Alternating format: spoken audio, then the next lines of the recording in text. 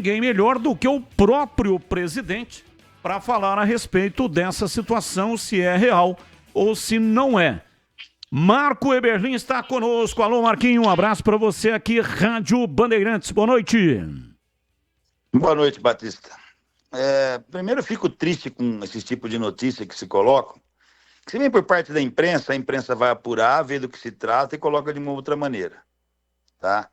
Isso aí, de novo, são pessoas que torcedores, se dizem torcedores da Ponte, mas torcem contra, colocaram em 3 grupinhos de WhatsApp e o negócio vai para as redes sociais e viraliza. A verdade disso é o seguinte: a Ponte Preta, no mês de março, abril, entrou com um pedido no CNRD para a unificação e parcelamento de todas as ações esportivas lá impostas. Isso foi para análise junto ao órgão da CBF. Nesse interim, todo e qualquer transfer ban não seria ativado, até que se analisasse o pedido da Ponte Preta. Mas esses parcelamentos iam sido acumulados. Tá? A Ponte não saberia se isso demoraria 6 meses, 8 meses, 3 meses ou 1 ano. Tá? Mas pelo menos 6, 7 meses. Quando foi agora, no começo de setembro, ou final de agosto, setembro, se não me engano, o CNRD aprovou o plano da Ponte Preta e colocou para a Ponte Preta a primeira parcela e o pagamento das outras já para o dia 20 de setembro. A Ponte Preta solicitou a prorrogação de 20 dias, porque a Ponte não tinha expectativa de pagar isso já no mês de setembro, que já começava o mês. Tá? A CBF nem que sim, nem que não. Diz que até dia 2 estava tudo ok. Hoje, por resolução deles, impuseram o transfer ban. Isso quer dizer o quê? Se a Ponte pagar amanhã ou pagar daqui uma semana, começa a pagar as parcelas e acabou os transfer bans e começa a pagar o parcelamento. E vai pagar. Tá? Isso foi só um pedido que a Ponte fez de postergar a primeira parcela e mais nada. Tá? Mais nada. Não haverá mais transfer bans na Ponte Preta e nem esse. Esse vai ser derrubado nos próximos dias, sem problema algum, até porque a Ponte não pode escrever ninguém ou contratar ninguém agora. Então, vamos acalmar. O foco é buscar uma vitória a qualquer custo contra o Botafogo. O foco é botar um grande público no estádio. O foco é conscientizar os jogadores da necessidade de conseguir essa vitória e não se tumultuar com... o salário não está em dia. O salário está pagando, fica em dia novamente de novo. Bicho não tem atraso. O PEPT está em ordem. Jaguariúna, que foi desligado, falta uma parcela, está rigorosamente em dia. O PEPT também foi, já pagamos a 13ª parcela, se não me engano, esse mês, sem nenhum problema. E foi feito todo um planejamento para também se pagar o CNRD. Só lembrando para essa meia dúzia de paspalho que faz isso, que isso aí foi construído por quem passou no clube nos últimos 15, 18 anos, por todos os presidentes que aí passaram. E não pagaram a conta e sobrou para essa diretoria pagar. Essa diretoria não vai jogar para debaixo do tapete. Nem que quisesse, ela tem que pagar. Então, não tem nenhum alarde aí não, a não ser quem não está agora na diretoria, quer a carteirinha de diretor, é paspalho, porque quando aqui esteve não fez nada, né? Não se conforma. Hoje tinha aí 150, tem 100 conselheiros do lado e cria esse tumulto generalizado que acaba atrapalhando o dia a dia da Ponte. E quando é notícia assim, Batista, eu prontamente liguei e muito agradecido de você prontamente me colocar no ar também. Então, repita, para que não haja dúvida, Marquinho. A Ponte está no transfer ban, mas já está tudo certo para que seja quitado. E como a Ponte... não é que seja quitado. Tão logo começa a pagar a primeira parcela, não existirá mais transfer ban. E o único quando problema vai pagar? É que o prazo, quando definiram o acordo, colocaram o prazo para o pagamento da primeira parcela dia 20. Dia 20 é a época de pagamento de salário, aquela coisa. Não, essas parcelas têm que ser pagas a partir do dia 10, para que nós não tenhamos problema. Tá? A CBF esperou até hoje e definiu, não vai ser dia 10, era dia 20 e agora impôs o transfer ban. Pagou, acabou. Entendeu? Pagou a parcela, acabou. Não tem mais transfer ban. E é lógico que essas parcelas têm que ser honradas também, né? Não adianta fazer parcelamento e não pagar, né? Nós vamos pagar. Bom, essa parcela que você está dizendo que é a primeira está atrasada, é isso? Não estava atrasada. Na verdade, existia um acordo, uma solicitação para que fosse postergada a data do início do plano, para 10 de outubro. A CBF hoje, ou ontem, disse que não e emitiu o transfer ban hoje. Correto? Correto. Então, até então, a Ponte não sabia. Você podia guardar até dia 10. Hoje a CBF disse não. A gente impõe o transfer ban, tão logo seja pago a primeira parcela, derruba o transfer ban. Eu posso pagar amanhã e cair. Talvez eu pague amanhã mesmo. Vamos ver como é que vai estar. Isso aqui chegou agora à tarde. Mas eu não sei porque tem compromisso de salário, mas até o final de semana deve estar paga a primeira parcela. E não há comprometimento nessa situação, ou seja, atrasa a parcela e não paga, não pode de repente comprometer o acordo que foi feito? Não, de forma alguma. O acordo está em pé, não tem nenhum problema disso. Aqui a CBF falou, olha, tem credor em cima disso, né? Sim. Ela não acordou mostrando para o credor, olha, nós não vamos aceitar e está aqui imposto. Se pagar, está tudo certo. É isso que vai ocorrer. Não tem a perda do plano, se você está perguntando, não existe. Não existe. Ô Marquinho, eu tive participando de um evento no Royal Palm Plaza e você fez um discurso lá alarmante. Não só colocando a Ponte, mas colocando também o Guarani, estava lá o vice-presidente do Guarani, que os clubes de Campinas estão falidos.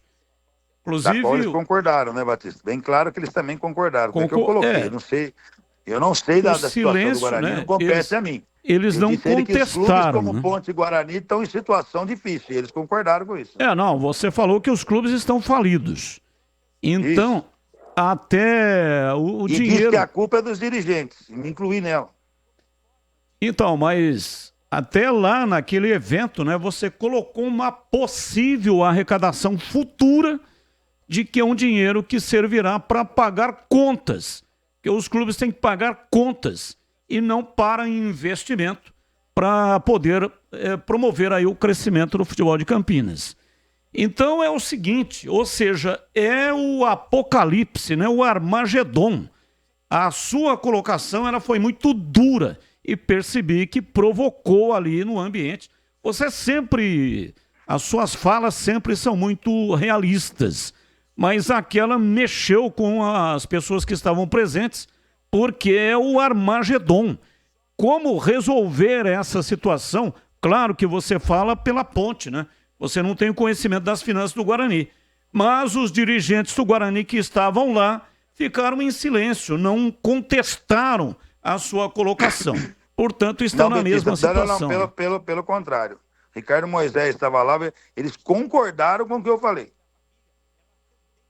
Mas e aí, como é que resolve essa parada aí? Como é que vai? Não tem um jeito, um caminho para resolver? Eu tenho falado isso desde que eu sentei na cadeira. O que eu quis dizer ali é o seguinte: existe um plano para se colocar em prática para trazer talvez recursos do erário campineiro para os dois clubes de Campinas e também para a Liga Campineira de Futebol Amador. Perfeito? Eu disse que eu quis dizer que no caso da Ponte Preta, a Ponte Preta precisa de um plano para pagar a conta. Muitas vezes a imprensa, não vou generalizar, mas aqueles que não frequentam o estádio, que não compram ingresso, que nunca vão eventualmente 1 ou 2 vezes por ano lá, ficam nas redes sociais, eles querem sempre debater time de futebol, elenco de futebol, a campanha que vai ser feita. E eu quero mostrar para a coletividade campineira que você não pode se contentar com uma campanha mais ou menos ou com uma campanha boa a cada 4, 5 anos. Porque se fizer isso, vai falir de vez.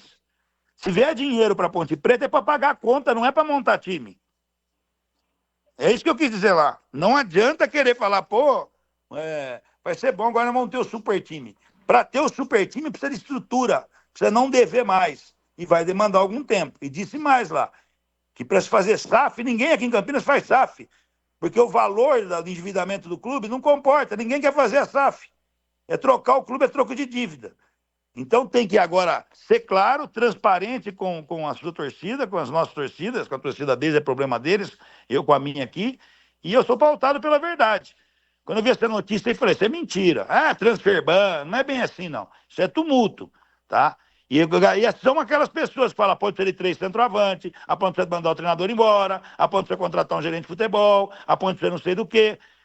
Não adianta. Não vai. Eu posso arrumar 10, 15 milhões, montar um super time e o ano que vem, como é que faz?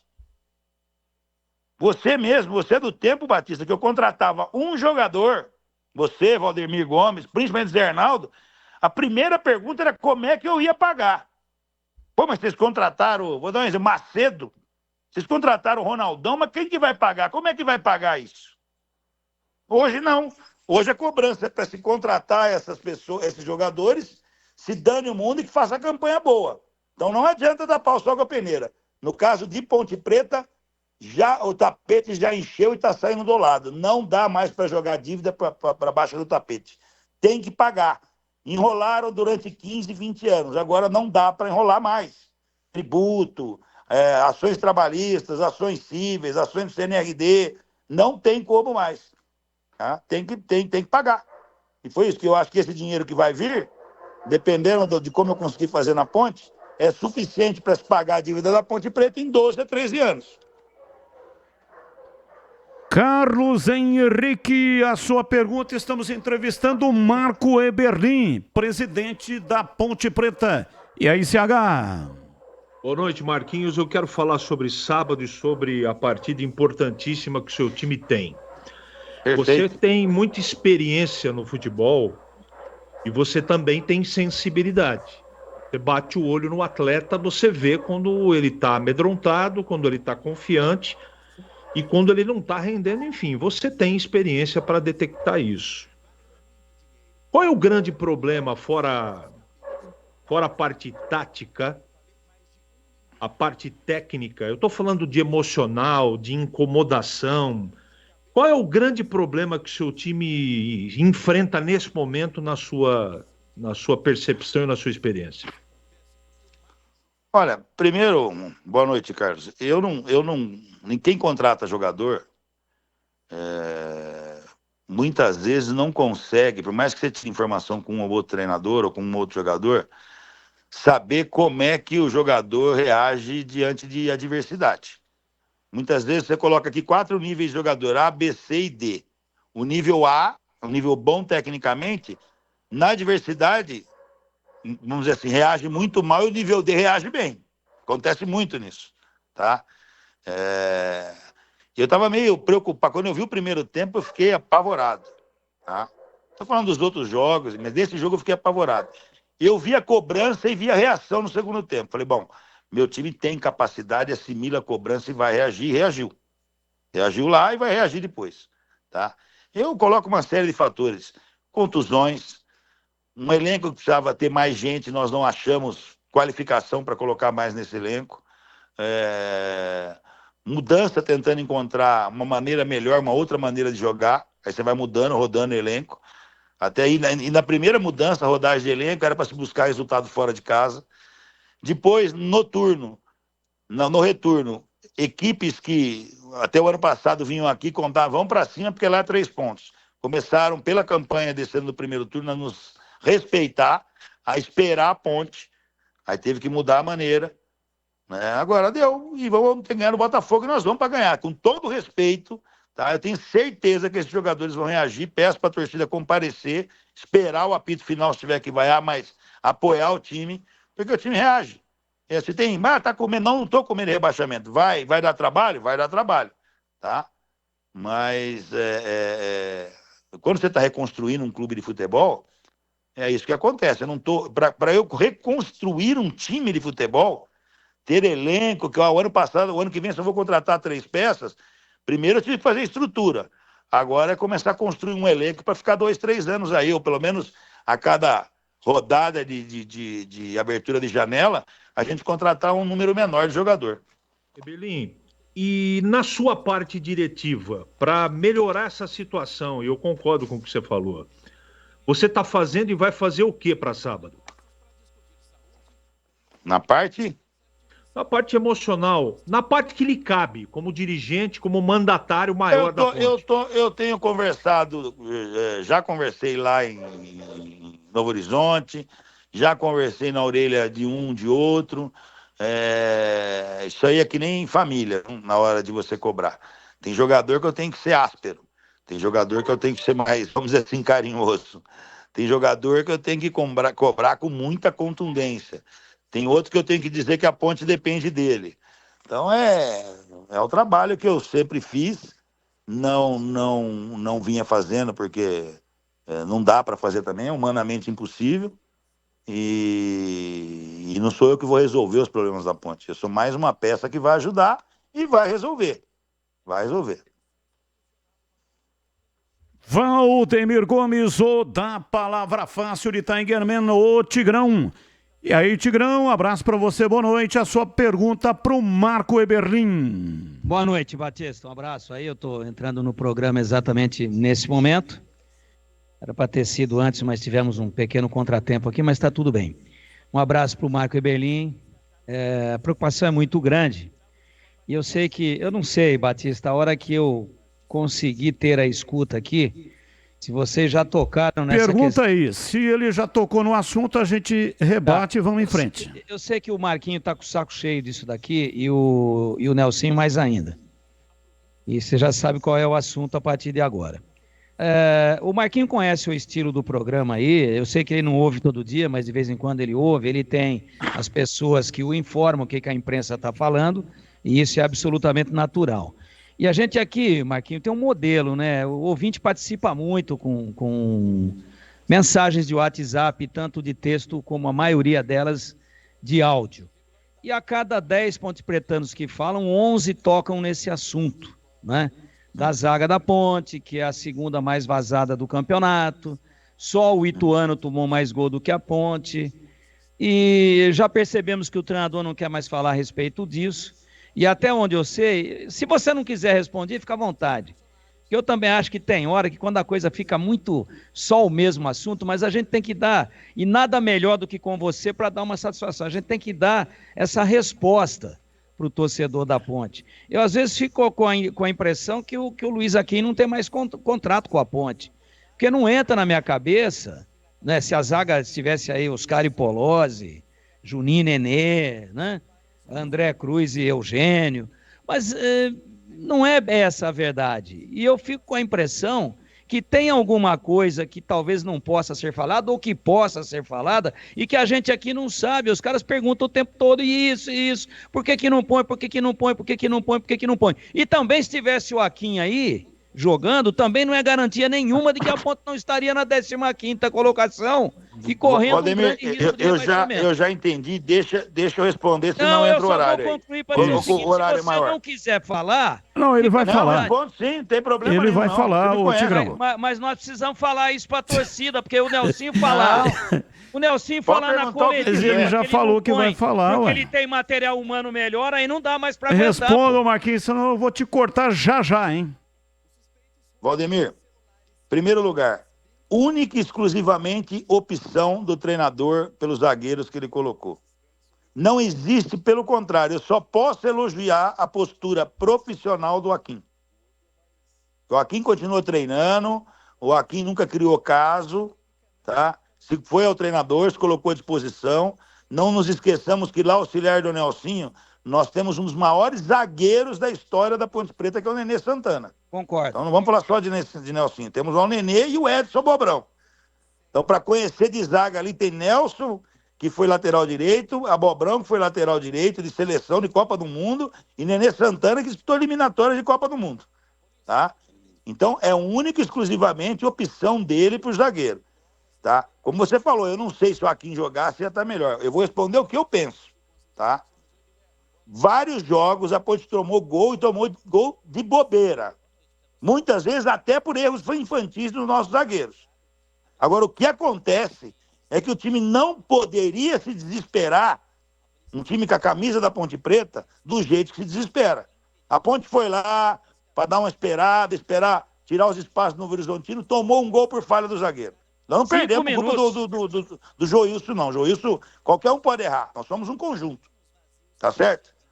Só que aí desmoronou a Ponte Preta. Perdeu o foco, todo mundo quis resolver, abandonou. Não é que não tem comando, não é isso. O emocional do jogador, puta, mas nós viemos aqui para ganhar, para levar um ponto, tomamos gol e agora? Precisou tomar uma lavada lá no vestiário, se organizar, trocar peça e montar, para poder equilibrar o jogo. E isso não foi lá em Novo Horizonte. Isso foi contra o Ituano, isso foi contra o Chapecoense, isso foi... só não foi nesse segundo turno, só não foi nesse segundo turno, de verdade, no jogo em Maceió. Ah, mas foi uma má partida, tá? Nós se propomos a jogar de um jeito, fizemos e ganhamos o jogo. Tá? E quando algum nosso errou, seja zagueiro, seja atacante, tá? Graças a bola não entrou. Para mim, eu entendo que time de futebol começa quando o time adversário taca a bola, o que fazem os atacantes. Porque se ele ficar batido numa bola, estava encaixado o meia, estava encaixado o volante, ele vai desencaixar para pegar a bola. Marquinhos, peraí que e vai expor o zagueiro no 1 contra 1. Peraí que vai acabar o tempo. E quando você expõe zagueiro 1 contra 1, a probabilidade é sempre maior do atacante, se a bola estiver para ele. Marquinhos, peraí que vai acabar o tempo, é muito importante isso. E você é muito articulado. Você é um Paulo Maluf do futebol. Você tem uma oratória, que a gente pergunta para você sobre o orçamento, você fala da casa da criança abandonada. Eu respondi exatamente o que você me pediu. Não, eu quero saber se você concorda com a opinião do treinador. Pelo que eu vejo de treinamento, sim, concordo. Ô, Marquinho. Então você acha que os caras que estão jogando jogam mais do que o Raquinho? Nós temos que encerrar. Nos treinamentos que eu tenho visto, jogam. Preciso de 2 respostas. Você quer que eu te fale mais? E foi mal no jogo? O Edson jogava mais que todos os zagueiros. Não vinha jogando, foi para um jogo, não foi bem, e aí caiu todo mundo, o mundo desabou em cima do Edson. No treinamento, o Edson se mostrava o melhor zagueiro da Ponte Preta. Você sabe quem me pediu o Edson emprestado agora no turno? Não. Um dos líderes do campeonato, o Mirassol. Eles pediram o Zé Carlos e queriam levar o Edson. Não, o Edson não empresta. Foi para um jogo, não foi bem, tá aí agora. Mas não foi bem. Se ele é bom de treino, eu respeito, porque eu não vejo treino. Mas em jogo eu não me lembro de uma grande partida dele. Mas veja bem, o Edson só entrou em fogueira. Você lembra disso também, né? O Edson, por exemplo, é um zagueiro destro. Todo mundo tem dificuldade de jogar do lado esquerdo. Quem que vai jogar do lado esquerdo? O moleque. Não, eu jogo. Dá pra mim aqui que eu vou jogar. Eu vou lá do lado esquerdo. Tá? Tem uma força descomunal. Agora, o jovem precisa muito mais de sequência de jogos até do que o veterano. Concordo. Porque ele precisa ganhar experiência. Você concorda, Vladimir? Concordo. Agora, então, você eu não concorda... sou Paulo Maluf. Você vê bem, o que acontece é que o torcedor, que hoje pra mim mudou, que tinha um carinho especial com quem era formado na base, já não tem mais. Na Ponte, hoje, a torcida não permite mais o erro. Errou, tá morto. Tem um X nele. É muita porrada, troca. Né, Marquinhos? Entendi, porrada. Mas não pode ter. Torcedor não tem sangue de barato. Direito. E o lateral direito não tá indo bem, Valdemir? E você concorda que a Ponte a Ponte sofre de dependência e isso precisaria ter sido visto lá atrás? Então, não sofria, né, Valdemir? Você lembra que no Paulista se jogava de outra maneira e não sofria? Às vezes ele até atrapalhava porque era 3 zagueiros, só 2 enfiados na frente. Mas nós estamos falando da Série B, já na 30ª. Mas muda a maneira de jogar, tá? Nós apostamos num jogador que nós tínhamos ótimas informações em Santa Catarina e infelizmente veio para cá e não foi bem.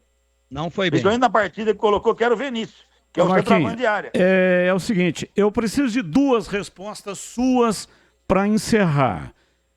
A Ponte tem um jogo muito importante, né? Confronto direto com o Botafogo. Você já disse, claro, vai jogar para vencer. No caso de derrota, o Nelsinho será demitido? Não. Ele permanece mesmo... O Nelsinho só sai da Ponte por vontade dele. Ok. Então isso significa que mesmo que a Ponte for rebaixada, ele permanece até o final. Não. Peraí, Batista. A Ponte não será rebaixada. A Ponte não será rebaixada. Vou refazer. Nelsinho permanece com qualquer situação até o final do campeonato, é isso? Perfeitamente. Nós temos planificação para o ano que vem ser um grande ano da Ponte Preta, principalmente falando de Série B, com estrutura melhor do clube, da instituição, estrutura financeira, estrutura de um aparelhamento melhor. É um ano que a gente tem uma expectativa grande. Não é porque é final de mandato e nós não demos bola para esse ano. Tá? Nós queríamos um ano muito melhor esse ano. Tanto é que o Paulista foi melhor do que o ano retrasado. Tá? Aí, o brasileiro no primeiro turno, na mão do Nelsinho, foi muito bom. Tá? Mas agora desandou a maionese. Nós queremos ter uma estrutura que isso não ocorra no ano que vem. De preferência com o Nelsinho. Mas futebol muda toda hora. Agora, eu demito o treinador quando eu vejo que a culpa é do treinador. Eu não vejo culpa do treinador. Pô, Marcos, mas o que esse cara trabalha, o que se faz? E muitas vezes é culpa de jogador, e eu não vou citar nome aqui, culpa que eu digo de falta de qualidade, culpa de organização, de ter foco para estar organizado taticamente, tá? Então como é que eu vou culpar treinador? E outra, qual o treinador que eu tenho aí que vai mudar a cara da Ponte Preta em uma semana? Então eu vou pedir a Deus que o Nelsinho, em caso de qualquer catástrofe, não saia. Agora a última. Muitos torcedores pedindo para fazer uma promoção. Ingresso a R$5. Eu estou tentando, eu não recebi autorização ainda, mas a ideia é fazer. Quem sabe assim, mexe com o pessoal das redes sociais que não foram em nenhum jogo esse ano. E agora eu fiquei mais esperto, Batista. Eu peguei aqueles grupos de 10 mil torcedores e comecei a checar quem foi no jogo. Mais de 85% daquele pessoal de 13 mil não participaram não foi nenhum jogo no Moisés Lucarelli. Você já imaginou isso? Vamos ver se eles vão agora para ajudar a Ponte. Temos que encerrar. Um abraço para você, muito obrigado, viu? Eu que agradeço. Um abraço aí, Valdemir Maluf. Você foi fundo. Eu vou te chamar você de dinossauro, você não vai gostar, você vai ver só. Não tem problema. O Maluf, eu sempre votei no Maluf. Quando eu te chamei de Maluf, eu encarei como elogio. Não, você é um cara que eu respeito nas suas cobranças e toda vez que eu estiver no ar, pode perguntar o que você quiser. Tá? Que nem o Batista falou, eu fui lá e criei hecatombe, não. Fui lá e falei a verdade, eu vou mentir. Toda hora o pessoal, contrata, que contrata? Vou endividar mais. Isso é irresponsabilidade minha se eu fizer isso, gente. Se o Beto Zini tivesse lá e como presidente do Guarani, ele ia levantar o dedinho e ia falar assim, você fala que o seu time tá quebrado, não fala do meu. Beto não ia falar isso, sabe por quê? Porque era eu que estava lá e ele é meu amigo. Talvez outro dirigente pode ser, mas o Beto não. Abraço, Marquinho. 19:03, intervalo. Voltamos já já. Esporte em debate. Na Rádio Bandeirantes. Você está na